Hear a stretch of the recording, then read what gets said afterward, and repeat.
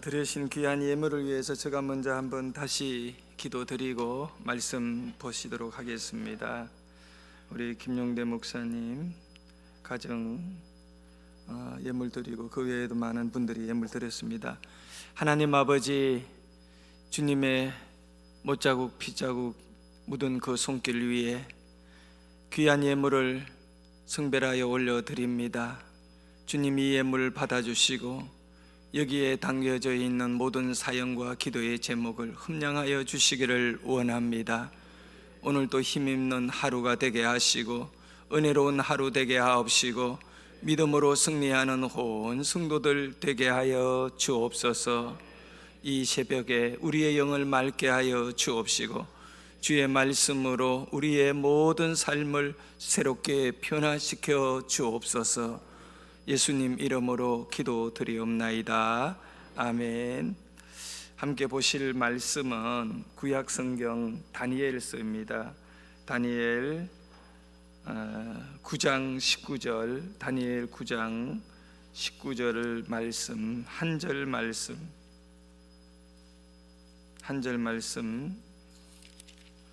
다니엘 9장 19절 한 절 말씀.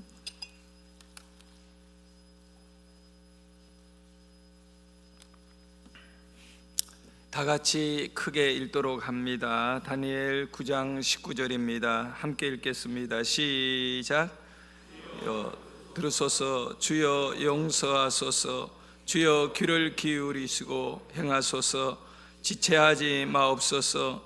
나의 하나님이여, 주 자신을 위하여 하시옵소서. 이는 주의 성과 주의 백성이 주의 이름으로 일컫는 바 됨이니이다. 아멘. 할렐루야. 잘 주무셨습니까? 또 이렇게 일찍이 새벽에 얼굴과 얼굴을 대해 볼 수 있게 되어 참 기쁩니다. 이 자리에 나오지 못한 분들에 대해서는 할 얘기도 없고 나온 분들에게 대해만 말씀드리고 싶은 것은 잘 오셨습니다. 옆에 분과 같이 인사를 나누고 참 잘 오셨습니다. 큰 은혜 받으시기를 바랍니다. 네. 오늘도 우리 주님께서 여러분에게 소망의 말씀을 듣게 하시고 소망의 삶을 살아가는 주역되게 하실 거라 믿습니다. 다시 한번 저를 따라합니다. 주님 만나주세요. 주님 만나주세요. 여러분 인생에 항상 매일같이 반복적으로 고백하고 이루어야 할 가장 중요한 삶이 하루하루 우리는 예수 은혜에 의지하여 살지 않으면 살 수 없는 자임을 고백할 수 있기를 바라고, 또 하루를 시작하며 주님 만나고 하루의 삶 속에 내가 얼마나 주님과의 깊은 만남이 있었던가를 계수하고 계산하면서 주님 앞에 살아가는 인생 될 수 있기를 축복합니다. 제가 오늘 저녁에 간증할 내용이 이제 제가 부산 선원학교에 진학하게 되는 그런 과정에 얽혀 있는 그런 아주 주님을 깊이 있게, 내 평생에 가장 깊이 있게 만나는 그런 사건이 있습니다.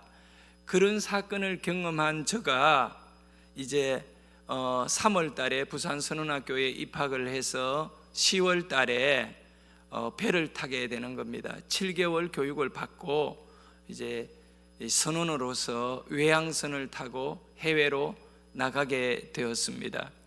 저는 배를 탈 적에 그 선원들이 보통 1년 가까이 배를 타면 한국에도 들어오지도 않고 이런 경우도 참 많습니다. 제가 탄 배는 외국 회사 배였기 때문에 송출 선원이었습니다.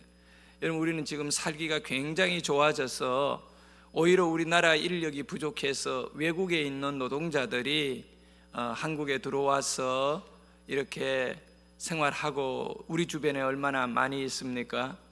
그와 같이 제가 지금으로부터 한 몇 년 전입니까? 40년도 더 전의 얘기입니다. 그때는 저 자신이 달러를 벌기 위해 멕시코 회사에 이렇게 수출이 된 겁니다. 수출품이면 메이드 인 코리아. 부모를 잘 만나서 어린 나이에 해외로 수출품으로 나가게 되었습니다.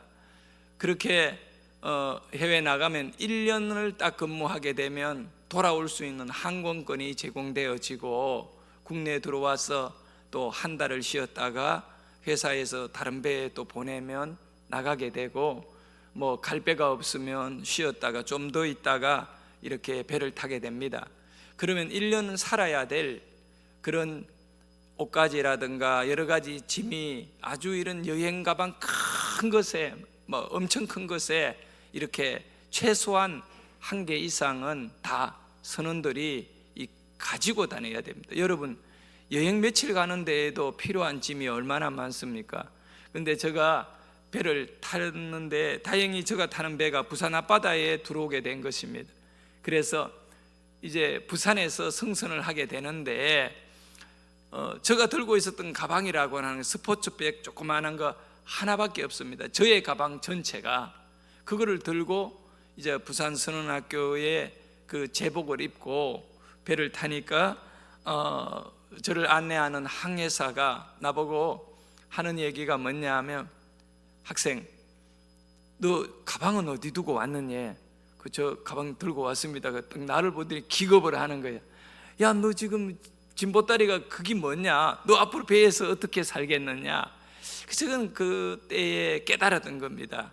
이 산다는 거, 그것은 사람이 그 어떤 처하고 그 형편이라 그러죠. 형편에 따라 다 다를 수가 있어요. 저에게는 불편함이 없습니다. 그저 옷가지 몇 개, 속옷 몇 개, 뭐 필요한 양발, 겉옷 한두 개, 그거면 전부 가능한 겁니다, 저에게는. 그런데 다른 사람에게 있어서는 그게 아닌가 봐요. 그들에게는 여러 가지 많은 필요한 것들이 있어야 되고, 또 그걸 통해 가지고 이렇게 가능하다라고 아마 느껴지나 봐요. 그래서 제가 한 얘기는, 아니, 내 집은 전체가 이거밖에 없습니다 하니까, 야, 너 이거 며칠 배에 있다가 뭐 도망갈래 했냐?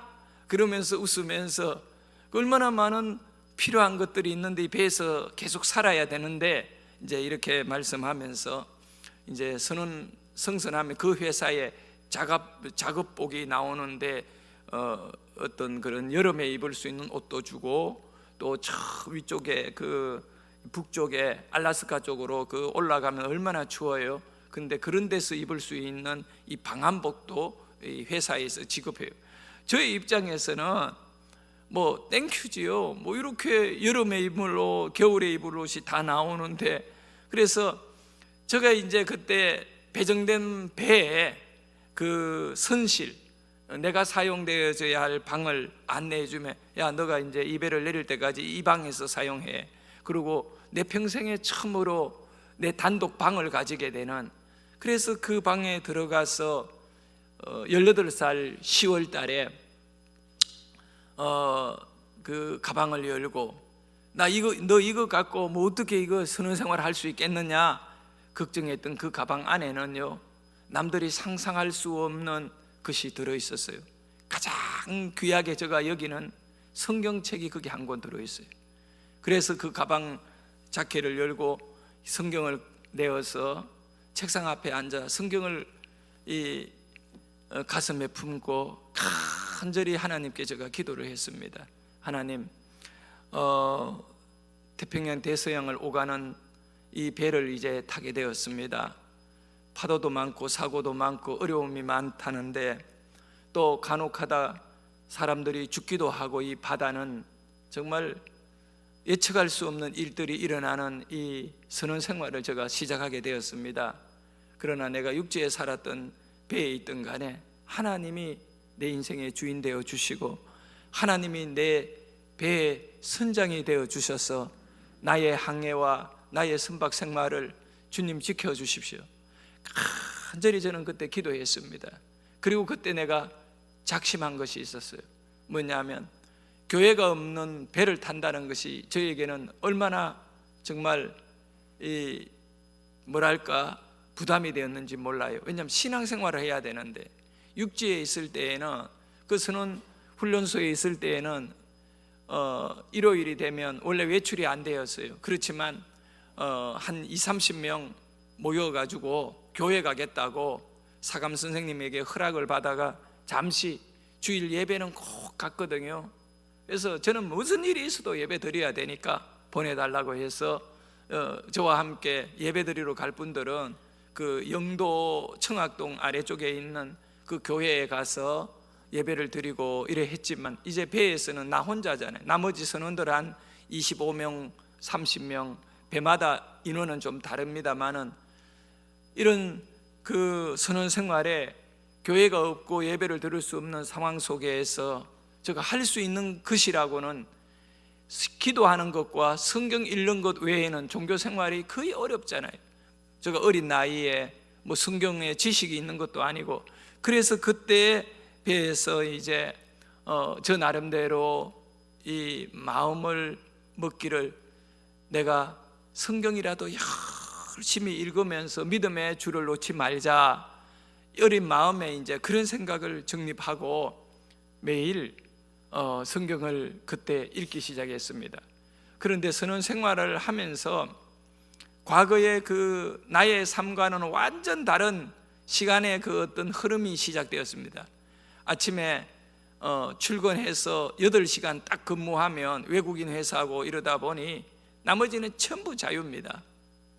그리고 토요일 날도 휴무고 주일도 휴무고, 그래 시간이 너무 남는데 저하고 놀만한 친구도 없고, 배는 전부 다 저보다 나이가 뭐 최소한 10살 이상, 다 이렇게 갑판장이나 뭐 선장 이런 분들은 뭐 20살 정도 이상 차이가 나버리니까, 그러면서 같은 선원들하고 교제하면서 아주 어린 내가 이제 배를 타가지고, 또 선원들이 볼 때에는 뭐 아들 같은 아이잖아요. 그러니 이렇게 어린 애들이 또 이 배를 타나 뭐 이럴 정도로, 그러면 저는 이렇게 뭐 그분들하고 같이 놀 수도 없고 또 술을 먹는 것도 아니고, 저는 평생에 담배도 안 피워보고 술도 안 먹어본 사람입니다. 그래서 성경을 읽기 시작했어요. 한 1년 정도를 계속 성경만 읽었어요. 남는 시간에는 뭐 할 일이 없으니까. 제가 뭐 소설 같은 거, 드라마 같은 거 이런 거는 뭐 배에서는 드라마 같은 거는 볼 수가 없잖아요. 뭐 비디오 테이프 빌려와가지고 필요한 거 뭐 보고 뭐 이러는데 또 그러지도 않아요. 그러다 보니 남는 시간에 성경 읽고 이래. 첫 번째 배에서 제가 몇 번을 읽은지는 모르지만 여러 번 성경을 읽었습니다. 그래 성경을 읽으면서 저 자신이 깨달은 것이 하나가 있어요. 야, 하나님의 말씀을 이래 읽다 보니 하나님이 가장 기뻐하고 좋아하는 것이 뭐냐? 예배를 드리기 위함이라.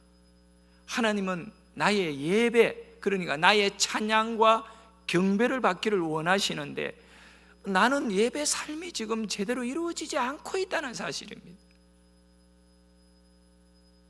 그러니 괴로운 거예요, 제가. 그래서 제가 갈등하기 시작해요. 1년 배를 타고 난 다음에 내가 계속 배를 타야 되느냐, 왜 예배를 드릴 수 없는데. 그러지만 가정의 형편이라든가 이런 여건상 배를 타야만이 되는 겁니다. 월급이 또 육지에 있는 분하고는 비교할 수 없을 정도로 엄청난 그 당시의 선원들의 월급이라는 건, 여러분 저 동남아 분들이 한국에 와서 열심히 한 달 일하면 그분들이 자기 나라에서 최소한 6개월에서 1년간 일해야 될 인건비를 한 달 만에 대한민국에서 벌거든요. 우리 그 4살 위에 누님이 초등학교도 못 다니고 이름도 못 쓰던 누나가 이제 예수를 믿게 되는 사연이 오늘 간증할 겁니다. 이 누님이 청주에서 큰 한 300석이 넘는 이 뷔페집을 운영하고 있는데 기가 막히지요. 잘 배우고 똑똑한 사람들을 다 제끼고 학교 문턱에도 못 간 분이 사업을 하고 있어요. 다 예수 믿고 하나님의 은혜예요. 우리 누나가 글을 배우기로 마음먹은 거는 성경 읽고 싶었어. 미치도록 성경 읽고 싶으니까. 그래서 자기 시집간 딸에게 글을 배우기 시작하고, 느지막이 성경의 맛을 알아서 지금은 단 하루도 새벽에 예배를 빼고는 살 수 없는 인생이 되어버렸어요. 그러니 하나님께서 복을 주시고 은혜를 주시고, 우리 누나는 죽었다가 살아난 분인데 그렇게 우리 아버지 하나님께서 이렇게 우리의 인생을 새롭게 하시는 거예요. 그래서 저는 배에서 어떻게 내가 선언생활을 계속해야 되냐, 가장 크고 힘든 부분이 바다가 위험하다가도 아니고 외롭기 때문이도 아니고 젊은 날에 뭐 배만 타서 되겠는가, 이것도 아니고요. 저는 딱 한 가지, 예배를 들을 수 없으니 이 답답함을 어떻게 해야 되느냐, 견딜 수 없는 이 답답함을 내가 어떻게 해야 되느냐. 그래서 이제 19살이 되어가지고 또 다른 배로 옮기게 되는 겁니다. 근데 문제는 제가 배를 그만 타게 되면 이제 군에를 가야 될 그런 부분이 있습니다. 하지만 배를 5년 타게 되면 군대에 면제를 해줍니다. 너는 수고하고 외국 나가서 달러를 벌어서, 내가 그 배 탈 때 독일에는 간호사들이 나가고 광부들이 나가는 그 시대에 내가 선원으로 배를 탔거든요. 그래서 국가적으로 보면 특별한 법이 만들어져서 송출, 해외에 선원으로 팔려간 그런 분들은 군 미필자는 5년간 배를 타게 되면 군대를 면제해 주는 법이 생겨가지고 죽든 어떻든 간에 이런 군 문제는 해결해야 되니까 또 돈을 벌 수도 있고 돈을 모을 수도 있는 이 선원의 일을 떠날 수가 없었어. 어쩔 수 없이 배를 타야 되지만 내가 이 하나님을 예배하지 못하는 그 답답함을 어떻게 해야 되느냐. 그 두 번째 배를 타기 전에는 그 당시 교회에는 이 설교 테이프들이 좀 유행하기 시작했어요. 요즘은 뭐 다 유튜브라든가 이런 거로 언제 어디서나 다 접할 수 있지만 그 당시는 그게 어떤 큰 교회 가면 그걸 팔아요. 얼마에. 그래서 그 테이프, 서울의 영락교회 뭐 이런 교회들의 테이프를 중현교회 김창인 목사님, 함경직 목사님, 뭐 여의도 순복음교회 조영기 목사님 테이프도 외국에는 공짜로 많이 이렇게 선원들에게 뭐 필요하고 편지하면 보내주는데, 또 어떤 데는 돈을 지불해야 보낸다 이래서 그런 테이프를 수십 개나 사가서 이제 주일날 들어야겠다 이런 마음을 갖고 두 번째 배를 준비해서 타게 되는 겁니다. 근데 두 번째 배에 타서 저 혼자 되고 예배를 드리기 시작했습니다. 근데 예배를 드리는데 문제가 뭐냐 하면 너무 혼자 이렇게 예배하는 것이 뭔가 그게 좀 그래요. 그래서 혼자서 몇 주간을, 또 몇 주간이 지나면 이제 한 달이 지나고 두 달이 지나자요. 가만 혼자서 예배 드리다 보니 이제 주일이 되면 딱 11시에 보수적으로 11시에 예배를 드리잖아요. 시골교회. 이제 그걸 그대로 느껴서 나 혼자 되고 찬송 부르고 성경 읽고 기도하고 뭐 또 성경 그 말씀 안에 은혜를 누리고 뭔가 근데 혼자서 예배를 드리는 것이 아쉬움이 있더라고요. 그래서 어느 날 저하고 같은 가판원이었던 나이가 저보다 한참 많은 흑산도 분인데 박광식이라는 분으로, 이분에게 이제 형님 내가 1시간만 좀 저에게 시간을 내주면 안 되겠습니까? 하니까 뭐 하는 건데? 그건 묻지 말고 그냥 저를 위해가 1시간만 일주일에 좀 이렇게 해주면 안 되느냐. 뭐 1시간 배에서는 남는 게 시간이니까 뭐 1시간 해줄게. 그러면 일요일 날마다 11시에서 12시까지, 12시에는 딱 전심이 나오거든요. 그래서 이렇게 밥 먹기 전까지 1시간만 이렇게 일주일에 한 번만 이렇게 저에게 시간을 좀 내달라니까, 그건 내가 그래 네가 필요하다면 내가 해줄게. 평상시에 내가 참 잘해줬어요. 친하고. 그래서 이제 선언하고 둘이 방에 앉아가지고, 다른 게 아니고 내가 예수 믿잖아요. 내가 술도 안 먹고 이래가 다 알아요. 배 안에서는 예수 믿는 줄. 예수 믿는데 예배를 드려야 됩니다. 형님, 예수 믿는 사람은 예배를 드려야 됩니다. 내가 이 선언 생활하는 동안은 이게 혼자 예배를 드리려니까 너무 이상해가, 이 예배는 여러 명이 모여야 돼요. 그런데 우리 가판의 그 직책을 부르면서 누구님께서 이제 여기 앉아만 있어 달라고 했죠. 둘이 예배를 드려야 되니까. 내가 다 할 거니까 가만히 앉아. 근데 이분이 교회도 안 다니는 분인데 제가 찬송 부르고 성경 말씀 읽고 막 이러니까 막 관심 갖게 이렇게 저하고 같이 해보려고 하는데도 전혀 이게 안 어울리는, 기름하고 물이 한 곳에 담아 놓으면 안 어울리지, 막 힘들게 앉아 있는 거예요. 1시간 동안, 예배 시간 동안 말입니다. 그렇게 해서 제가 준비한 음료수라든가 뭐 이런 것들 대접하면서 한 몇 주 지나더니 나보고 김구나 그래. 예, 그러니까 다른 사람 데리고 오면 안 되나 이런 거예요. 그래, 왜요? 그러니까 나 혼자 이래서 너무 힘들어 죽겠다는 거예요. 그러면 우리 형님이 그 데리고 올 거냐? 내가 그 한 명 데리고 그러더니 이제 본인이 또 누구를 데리고 그냥 와서 2명이 된 거예요. 그 저하고 3명이 된 거예요.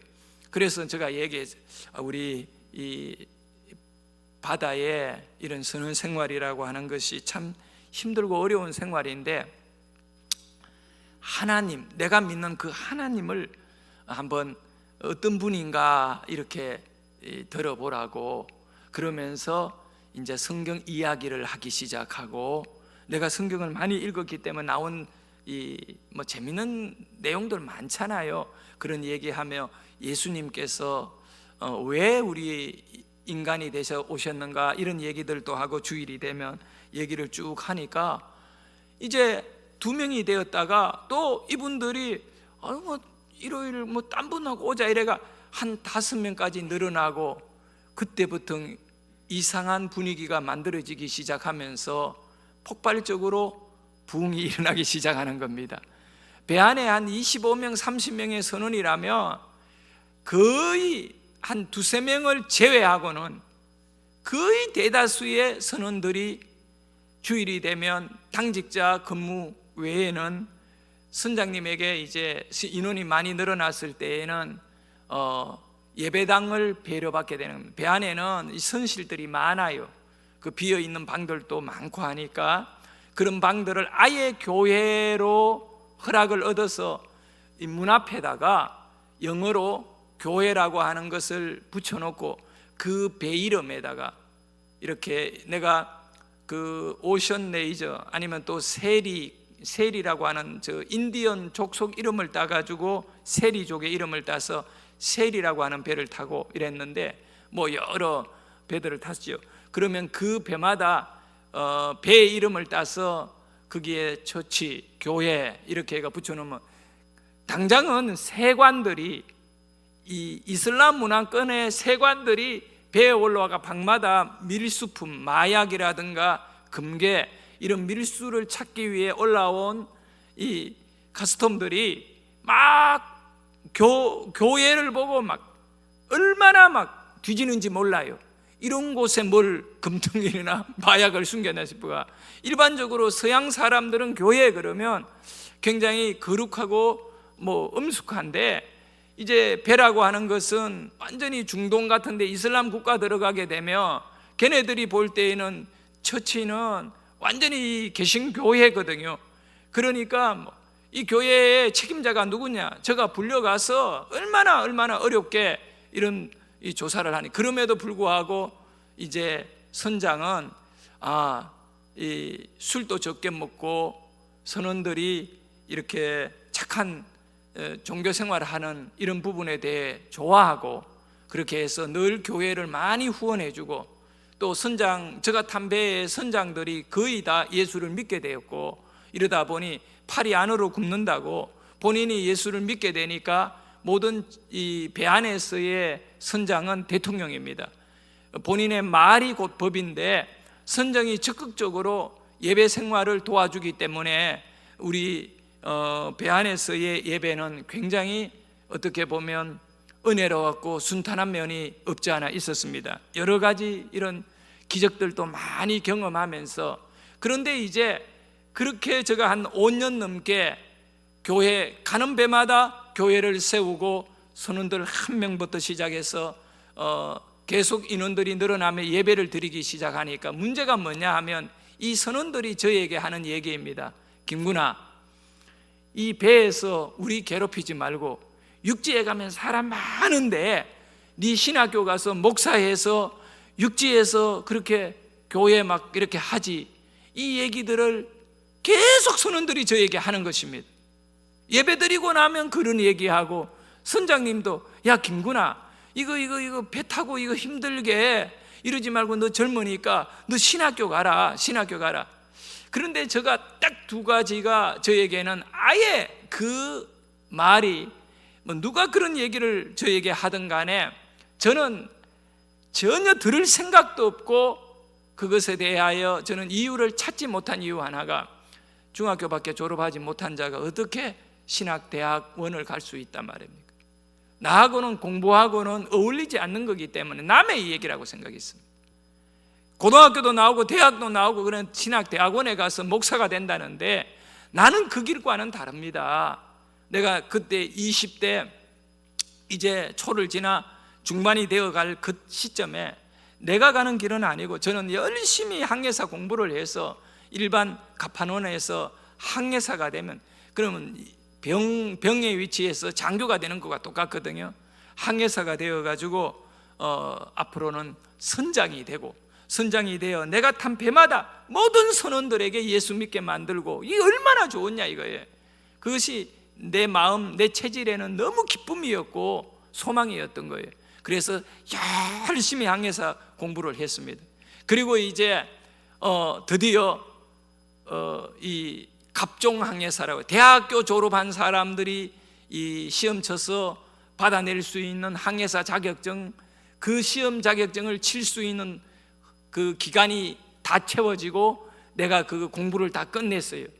이제 한국에 들어오면 항해사 시험 치고 항해사가 되면 내가 지금 받는 월급에서 폭등하는, 그리고 3등 항해사로 해외 배를 탈 수 있는 그런 어떤 준비가 내 개인적으로 다 저는 배에서 예배드리며 날마다 하나님께 기도하면서 하나님 저를 항해사로 살아갈 수 있도록 지혜 주시고 또 시험 통과하게 해주시고, 이렇게 공부를 열심히 책을 사서 진짜 성경 읽고 항해사 공부하고 이 두 가지만을 배 안에서 하며 어떤 유혹도 다 뿌리치며 살아왔거든요.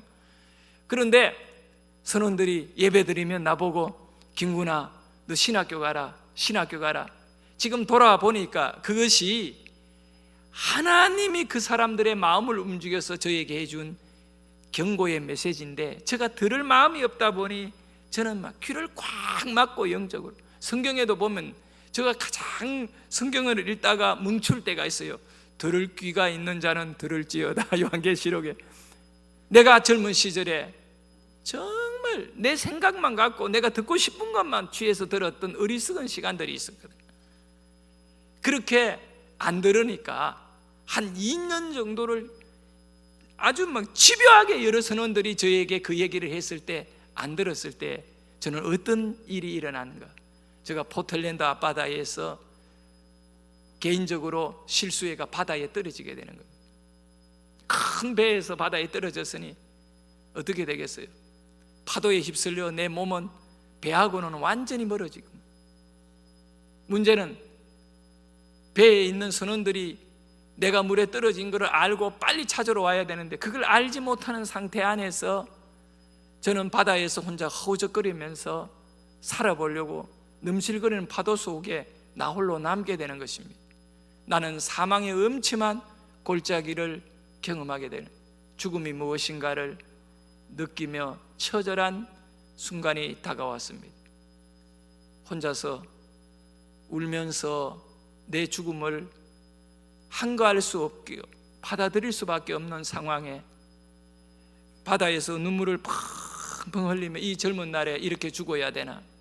그런데 일순간에 온몸의 정신이 바짝 들면서 한 가지 저의 가슴에 와닿는 것은, 고향에 있는 우리 어머니, 정말 아버지의 그런 폭행과 그 가난 속에 자식들을 학교도 제대로 못 보내지만 어떻게 하든 간에 이 자식들 고아를 만들지 않아야겠다라고 하는 어머니의 그 마음 하나 때문에 제가 중학교 다닐 때 엄마 그냥 도망가라, 매일 이렇게 맞으면서 이렇게 힘들게 사느냐 했을 때 우리 어머니가 저에게 한 말, 온몸에 멍이 들은 그 어머니가 늘 수건을 써야만이 얼굴을 가려야 되는 이런 어머니가 저에게 한 말이, 나는 너네들 고아 안 만든다. 내가 맞아 죽는 일이 있더라도 너희들 사회에 나갈 때까지 나는 어떻게 하든 견딜란다. 내 또 동생이 한 명 있어요. 그러니까 나하고 내 동생을 고아 안 만들겠노라고 혼자 살 길을 찾지 않고 그렇게 힘든데 버티면서 견뎌내는 그 어머니가 이제 마지막 죽음을 맞이할 때 내 가슴 안에 덩그릉이 떠오르는 겁니다. 우리 어머니가 내가 죽었다는 소식을 들으면 얼마나 슬퍼하실까, 이런 생각하면서 그냥 눈물이 펑펑 쏟아지는데, 여러분, 제가 면사무소에서 호적 때문에 울었는 적이 있었다고 했잖아요. 그와 같이 바다에서 우리 어머니가 불쌍하고 우리 어머니가 내가 한번 돈 많이 벌어서 이 어머니 호강 한번 시켜드려야겠다고 하는 그런 소박한 마음을 가졌는데, 내가 이렇게 죽어버리면 그 어머니는 이제 누가 챙길까? 우리 형들 다들 초등학교도 졸업 못하고 격지로 나가서 남의 집에 살면서 아버지가 그렇게 먹고 이렇게 타락해버린 술을 우리 형들도 똑같이 좋아하고 똑같이 노름 좋아하고, 내가 나하고 형하고는 10살이 차이 나기 때문에 형들의 삶을 다 알거든요. 그렇게 가장 자식들이 부모가 이렇게 잘못 살았던 것을 반대로 살아야 정석인데 나중에 보니까 똑같은 거예요.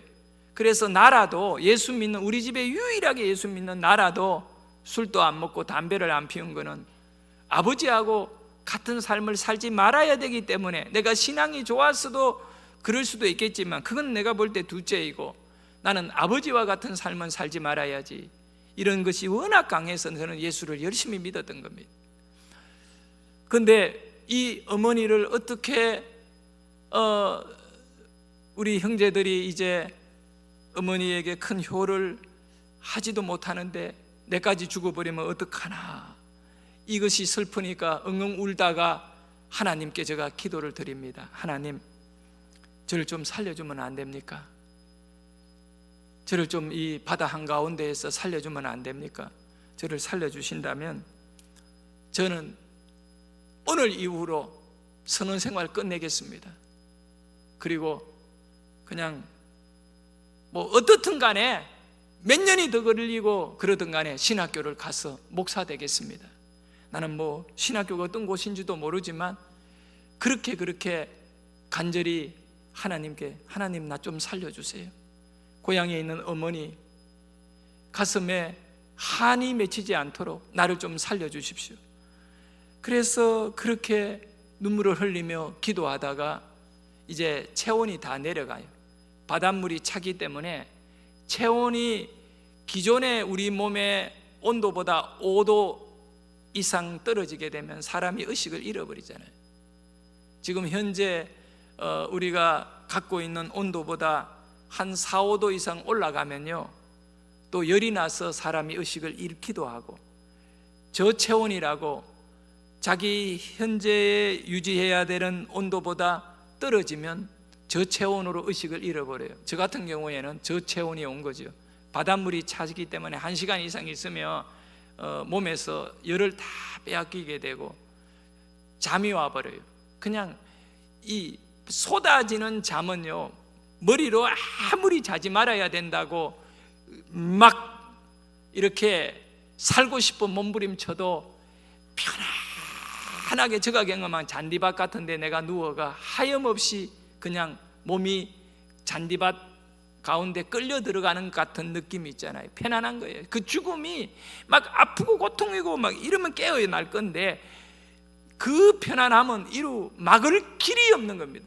혹여나 여러분이 뭐 위라 대장 내시경을 하기 위해 그 수면제를 맞아버리면 정신이 딱 어느 순간에 샥 없어지듯이 바다에서 저체온 정도 동일한 거였어요.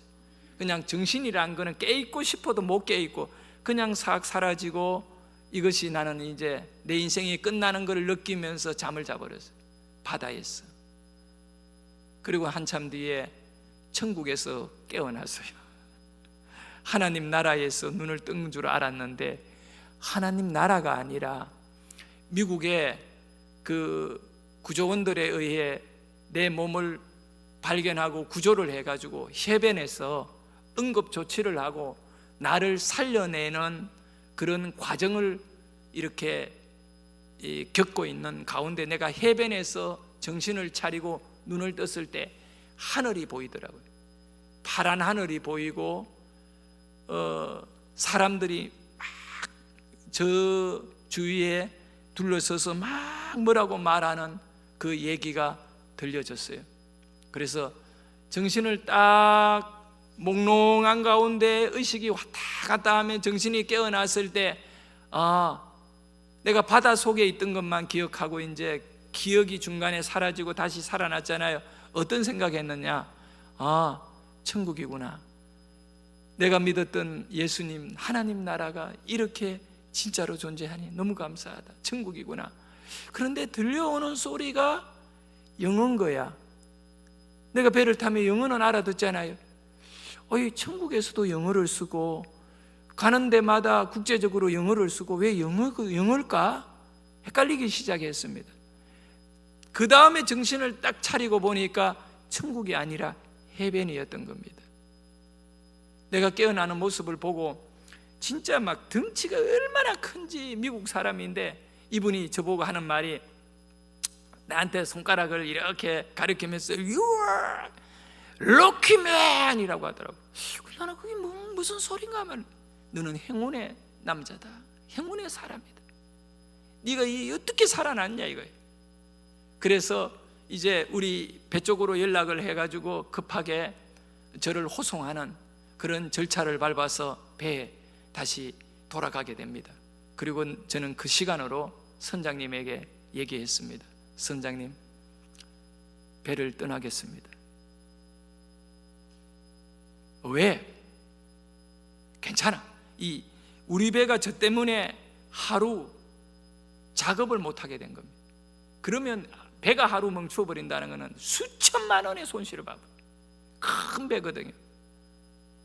괜찮아. 내가 이거 다 사고로 처리해서 너 조금도 문제 없도록 다 만들. 물론 감사합니다.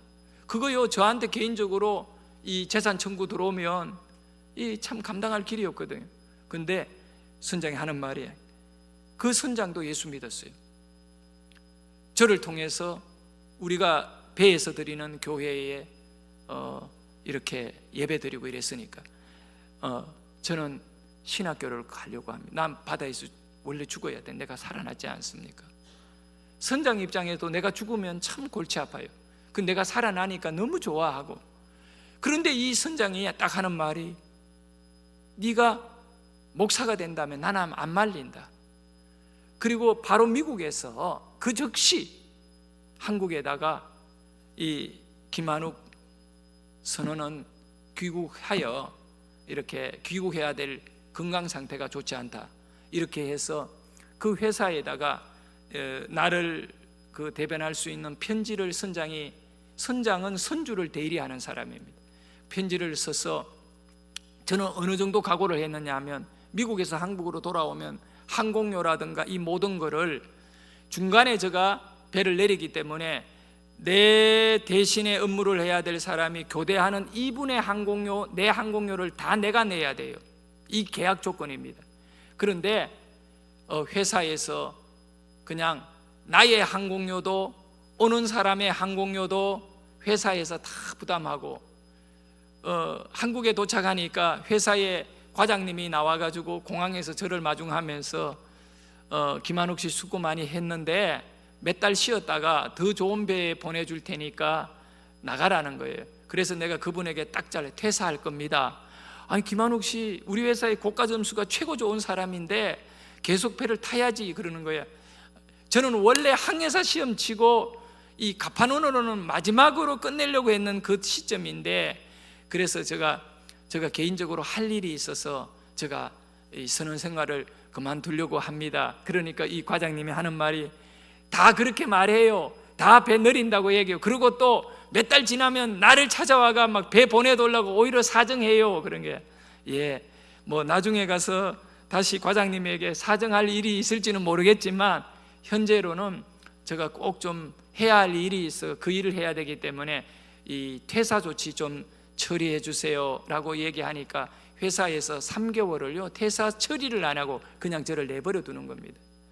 일단 배를 그렇게 떠나고 이렇게 신학교를 가게 됩니다.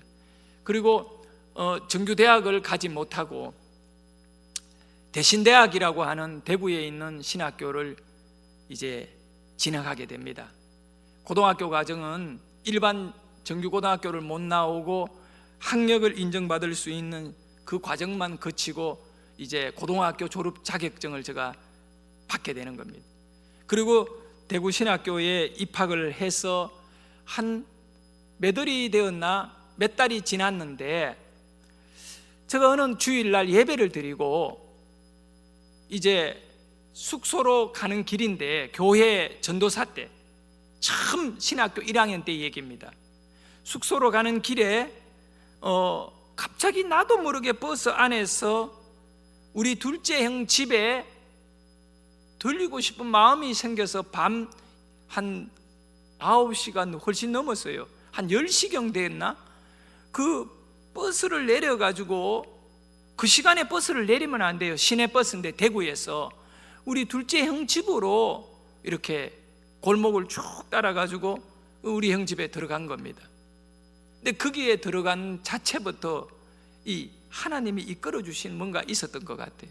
집에 가보니까 병원에 있어야 될 우리 바로 4살 많은 누나가 가족들이 다 연락이 되어 모여가지고 그 집에 있는 거예요.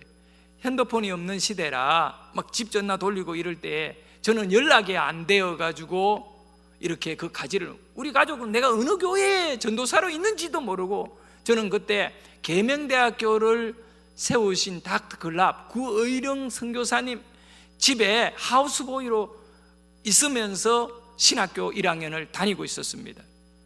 근데 그 계명대학교 대명동에 그 학교 관사 안에 제가 살았기 때문에 이제 반야월 그 총회장이었던 이승희 반야월 교회에 있는 거기에서 803으로 버스를 타고 또 한 20-30분을 더 들어가면 하루에 버스가 한 4대 때 시간을 정해놓고 그 이제 이 803 안에 있는 집성촌이 있어요. 송씨, 박씨들이 살고 있는 집성촌 안에 교회가 하나 있는데 그게는 주민의 한 80%가 예수를 다 믿는, 그 어떤 분이 전도를 해서 그 마을 전체가 예수 안 믿으면 핍박을 받아요.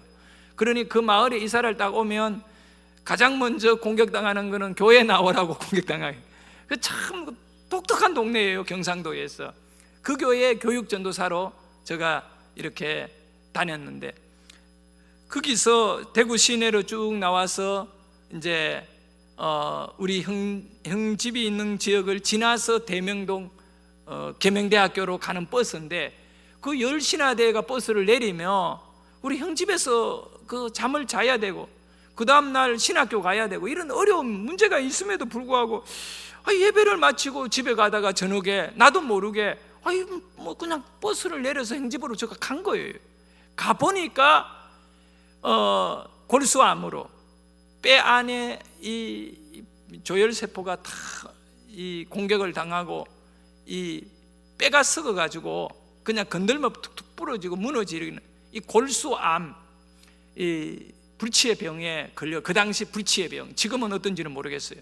이 병에 걸려가 오랫동안 실험하다가 병원에서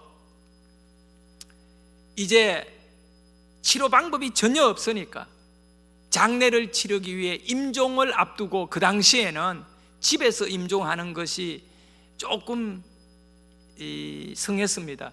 그래서 청송에 우리 누나가 시집을 가서 살았기 때문에 이제 30대 초였는데 우리 누님이 나보다 4살 많으니 30대 초 됐겠네요.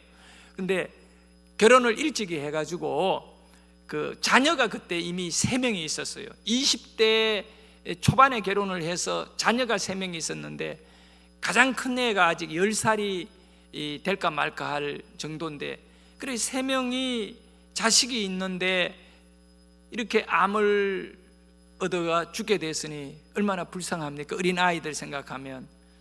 그러니 병원에서 이렇게 장례 치료라고 이제 퇴원을 시킨 거 저희들이 그 시골로 데려가기 위해 마지막 밤을 둘째 형 집에서 보내는 겁니다.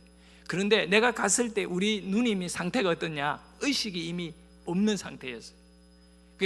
오늘 밤에 죽을지 내일 죽을지 모르는 그 마지막 상태에 퇴원이 된 겁니다. 그래서 가족들이 연락을 해가 다 모여가지고 월요일 날 해 뜨면 이제 차빌러가 타고 청송으로 들어가려고 준비하고 있는 단계였어요. 대학병원에서 이제는 모든 치료 과정 끝났으니 고인의 집에서 고이 잠들게 했어요. 해가 의사가 퇴원시킨 겁니다. 의식이 없는 우리 누나를 내가 병원에서 보다가 이제 집에서 보게 되는 겁니다. 밤 10시 넘어서 그 누나의 죽음을 지켜보는 내 이 마음의 슬픔은 이루 말할 수 없었어요. 그래서 작은 방 하나에다가 우리 엄마하고 나하고 누나하고 이제 그 당시에 고등학교 다니는 조카가 있었어요. 그 조카는 우리 형님의 아들이죠. 조카하고 그렇게 의식 없는 누나를 이 담요 피워놓고 침대가 아니라 눕혀놓고 우리 어머니에게 엄마, 제가 얼마나 우리 엄마에게 교회 좀 나가시라고 얘기했느냐고. 그런데 어떻게 이 아들의 그 부탁을 다 거절하고 교회를 안 다니시느냐고. 그래서 내가 우리 어머니한테 그때 한번 진지하게 물어봤습니다. 엄마가 죽어가는 딸을 위해 해줄 수 있는 것이 뭐가 있느냐고. 엄마가 예수만 믿었더라면 지금 죽어가는 딸을 두고 하나님께 내 딸 좀 살려달라고 기도라도 할 수 있지 않느냐. 엄마가 믿는 부처에게 빌어봤자 그 부처가 누나 살려줄 것 같았냐고.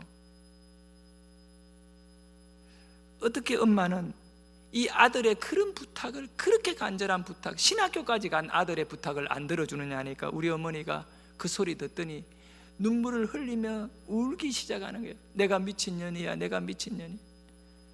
죽어가는 딸 앞에서는요 사람이 완전히.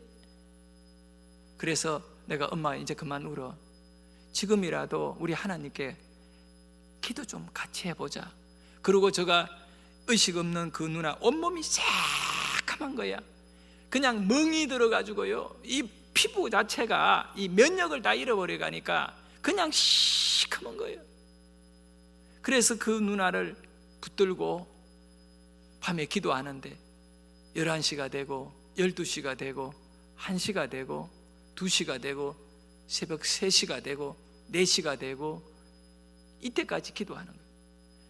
제가 와이셔츠를 입고 넥타이는 풀었지만 이 와이셔츠가 축축하게 다 젖었어요. 그런데 나는 누나를 죽도록 내버려 둘 수가 없었어요. 왜냐하면 내가 믿는 하나님 살아계신다고 나는 믿거든요. 그 하나님은 생명의 주인이라고 나는 믿고 있어요. 그래서 그 하나님에게 이 누나를 좀 살려달라. 이 누나가 얼마나 불쌍한 누나인데, 네? 교회 한번 발을 붙여본 적이 없는 누나고 이대로 죽으면 지옥 가는데 하나님 그럴 수가 없습니다. 내가 순종해 신학교 오지 않았습니까? 하나님 이 누나를 좀 살려주세요. 그렇게 새벽에 5시 이 시간쯤 될 때까지 제가 기도를 했어요. 포기할 수 없으니까. 그런데요 나도 완전히 지쳐서 막 사람이 이 쉬지 않고 누나의 생명을 돌려달라고 그렇게 기도했더니 내 몸이 탈진한 상태가 되었는데 이 새벽에 이렇게 누워있던 누나가 갑자기 뭐 누가 왔는지 전혀 의식이 없는 이 누나가 갑자기 소리를 지르면서 몸이 스프링이 위로 탁 튕겨 올라오듯이 한 45도 머리부터 해가지고 들었다가 탁 떨어지면서 두 번 소리를 지르는데, 제가 우리 누나 배 위에 손을 얹고 기도했거든요. 하나님, 우리 김경애 누나 좀 살려주세요, 살려주세요 했는데, 이렇게 누나 배 쪽에 엎드려 있다 보니 누나가 스프링처럼 몸이 딱 튕겨 올라올 때 내 몸이 약간 밀리면서 누나의 입과 얼굴이 내 머리 쪽으로 올라오기 시작하는 거예요. 올라오면 뭐라고 하느냐면, 깜짝 놀랄, 정말 상상할 수 없는 일이 일어납니다. 주여! 하는데 나는 그 전까지는 주여를 소리 지르 본 적이 없는 사람이에요. 저는 신학교 가니까 강당에 신학생들이 막 주여 하고 기도하는 거는 내가 지켜봤는데, 나 개인적으로 주여 하고 이렇게 소리 질러 본 적은 없는 사람, 그 당시까지는. 그런데 우리 누나가 주여 하더니 몸이 탁 튕겨와가지고 딱 누워버리니까 그 새벽에 조용한데 옆방에 막 다 이 소리를 듣고, 아이고 우리 경혜 이제 죽구나. 졸고 있던 우리 어머니도 번쩍 잠이 깨가지고, 나도 막 놀래가 기도하다가 막 뒤로 막 넘어갔죠. 저는 그리고 주야 하더니 그 다음에 머리가 다시 베개 쪽에 툭 떨어지더니 두 번째 또 어떻게 하느냐, 주야 하고 몸이 딱 올라오더니 다시 딱 누워버립니다. 우리 누나 저희 설교를 직접 앉아가 들은 누나예요. 자신이 직접 경험한 거. 우리 누나는 그 전까지 단 한 번도 교회 가서 예배가 들어본 적이 없는 누나예요. 내가 누나에게도 교회 나가라고 몇 번 권면을 했지만, 우리 누나가, 한우가 교회 가면 찬송 부르고 성경 읽잖아. 나 까막눈이잖아. 내가 어떻게 교회를 가? 그러면 내가, 누나 그걸 배우면 되지. 제가 늘 그래 말했거든. 그런데 그 누나가, 아니 교회에서 주여라고 하는 이 용어를 배우지도 않은, 들어보지도 않은 누나가 주여하고 주여하고 주여하고. 제가 이 새벽에 얘기하고 싶은 것이 있어요. 주여라고 하는 용어는, 우리는 교회에서 목사님 기도할 때 주여합시다 하고 개인적으로 주여하고 하는데, 나는 그거 어떻게 해석하느냐, 영적인 언어라고 나는 확신하게 해석합니다. 이게 한국어든 외국어든 간에 우리의 주님을 찾는 이 언어는 영적인 언어입니다. 그래서 성경에도 이런 얘기가, 우리가 알지 못하는 것까지도 성령은 다 우리를 위하여 간구하신다고요. 우리 누나가 알지 못하는 용어예요. 그런데 주여 주여 주여, 나는 신학교 1학년 때 이 사건을 경험하면서 하나님의 영적인 배경, 영적인 역사함을 정말 너무너무 중요하게 여기는 사람 중에 하나입니다. 제가 최고 무서워하고 귀하게 여기는 사람은 기도하는 사람이에요. 우리 누나에게 이제 우리는 누나가 죽는 줄 알았죠. 소리 지르는데. 그래가지고 누나를 이렇게 보니까 누나가 나를 딱 보더니 정신이 돌아오는 순간이었어요. 그때가 주여할 때가 한욱이 왔나, 정신이 돌아와서 이제 내가 온 줄 알고, 본인이 이 병원에 있는 줄 알았는데 이렇게 오빠 집에 와 있다는 것을 알게 되는 겁니다. 그래서 우리 누나를 벽에다가 기대고 이렇게 몸을 기대게 하고는 이제 설명을 했으면, 누나 죽는다고 병원에서 퇴원시킨 거야. 그리고 내가 어제 저녁부터 뭐 한 11시, 10시 이후부터 지금까지 누나 살려달라고 온몸에 와 있어서가 축축하게 젖을 정도로 누나를 위해서 내가 기도했는데, 누나가 조금 전에 깨어날 때 큰 소리를 질렀다. 내가 누나에게 말하지 않았어요. 물어보고 싶었어요. 가장 궁금한 것이 그거였어요. 누나가 소리 질렀는데 뭐라고 소리 질렀는지 아느냐고 내가 물어봤습니다. 내가 궁금하니까. 그러니까 우리 누나가 자기가 무슨 소리를 질렀는지는 모르지만 소리는 질렀대요. 근데 그게 무슨 내용인지는 자기 모르는데 내가 뭐라고 했는데 물어보는 거죠, 저한테. 그러면 왜 누나가 소리를 질렀는지 한번 얘기해 볼래? 내가 누님에게 물으니까 우리 누나가 하는 말이 뭐냐 하면, 본인이 아무것도 없는 깜깜한 가운데 서 있었대요. 그냥 있었대. 그런데 저 멀리 진짜 반딧불같이 작은 불이 하나 보이기 시작하더래요. 그리고 그 작은 불이 시간이 지나면서 점점 커지더라는 거예요. 알고 보니 그 불이 커진 이유는 누나가 있는 쪽으로 날아오고 있었대요. 그러니까 멀리 있을 때는 작게 보였고 가까이 오니까 크게 보이는 거예요. 그런데 그 불이 막 타는 불이 돼요. 불덩거리, 우리 누나 표현을 하면 막 타는 횃불 같은 거 있잖아. 이것이 그냥 막 날아오는데, 그래서 깜깜하다 보니 그것만 보인다는 거예요.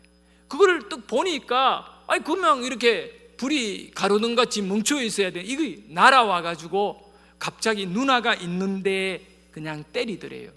그래서 그때 뭐라고, 큰 불이 날아와가지고 우리 누나를 이렇게 삼킨다고 할까, 맞았다고 할까, 불을 이렇게 때릴 때 그때 뭐라고 자기가 소리를 질렀는데, 첫 번째 불화란을 맞고 딱 보니까 그 뒤에 바로 이어가 똑같은 불덩거리가 하나 더 날아오더니 두 번째로 또 탁 때리더래요. 자기에게 그냥 쏟아져 내리더래요. 그래서 두 번째도 뭐라고 소리를 질렀다. 그래서 내가 우리 누나한테 얘기했어요. 누나가 소리 질러가 뭐 우리 형님하고 가족들, 그 모여있던 분들이 다 몰려왔는데 우리 가족이 쫙 둘러 앉아 있는 가운데 그 새벽에 제가 얘기했죠. 누나가 주여라고 소리 질렀다. 주여라고 했다. 이 주여는 우리 예수 믿는 사람이 예수님을 부를 때 하는 얘기다. 그 예수님은 주인이다는 소리다. 인생의 삶의 주인이 예수님이다. 예수님. 누나 살려주신 분은 예수님이시다. 그리고 누나가 알든 모르든 간에 예수님을 불렀다. 예수님이라고 부른 거다. 주여다, 주여. 그러면서 우리 누나에게 제가 그때 가족들을 앉혀놓고 기도를 했는데, 그날 이후에 우리 형님들, 우리 어머니, 우리 아버지, 그 술꾼 아버지, 매형, 온 가족, 우리 집에는 나만 딱 교회를 다녔는데 그 사건 일어난 일주일 뒤에 모든 가족이 교회 나가게 됩니다. 죽었던 딸이 살아나고 동생이 살아나고 남편은, 아내가 살아나는 것을 눈으로 지켜보고 하나님 살아계신다 믿게 되는 겁니다. 저희 어머님은 권사님이 되셨고 우리 형님, 동생, 온 가족들은 교회에 열심히 있는 일꾼이 되고, 그 아무것도 못 배운 이 누나는 그날부터 새벽 예배를 나가기 시작하고, 그리고 청주에서 뷔페 식당을 크게 운영하면 그 교회에서 가장 하나님께 물질적으로도 충성을 많이 하고 목사님의 이 목회에 오른팔이 되어 얼마나 교회를 잘 섬기고 있는지 모릅니다. 성도 여러분, 오늘 이 새벽에 여러분이 기도할 겁니다. 여러분이 부르짖는 주여의 이 한마디 속에 죽은 자가 살아나고 없는 것이 있게 되어지는 놀라운 역사, 여러분의 가정에도 여러분의 인생에도 이 주여 주여는 답이 될 거라 믿습니다. 오늘 우리가 읽었던 이 다니엘서의 말씀에 보면 다니엘이 하나님을 향하여 주여 들으소서, 주여 용서하소서, 주여 귀를 기울이고 행하소서. 다니엘이 주여 주여 주여 하니까 가브리엘 천사가 나타난 겁니다. 가브리엘이라는 말의 뜻은 하나님은 나의 힘이다 라고 하는 뜻입니다. 하나님은 나의 힘이다. 하나님은 힘이다. 다니엘이 포로로 잡혀 하나님께 주여 들으소서, 용서하소서, 행하소서, 주여 주여 주여 할 때 하나님의 천사 가브리엘이 나타난 겁니다. 그리고 다니엘에게 비밀의 말씀을 알려주는 것입니다. 오늘 이 새벽에 우리 모두가 잠시나마 정말 두 손을 들고 이제 불을 끄고 기도할 건데, 기도하시다 여러분들, 우리 한번 두 손을 듭시다. 오래전 40년, 35년 전에 죽어가는 저의 누나를 살려주셨던 그 하나님이 오늘 여러분의 인생을 돌아보아 주시고 살려주세요. 두 손을 번쩍 들고 주님, 내 손 잡아 주옵소서. 주님, 이번 성에 나를 만나 주시옵소서. 우리 모두 주의 이름을 크게 두 번 부르짖고 간절히 기도할 때 낙심한 자는 새 힘을 얻을 것이고, 병든 자는 나음을 받을 것이고, 길이 막힌 자에게는 길이 열려질 것입니다. 다 같이 주의 이름을 두 번 부르짖고 간절히 기도하겠습니다. 음악 들어주시기를 바랍니다. 주여, 주여,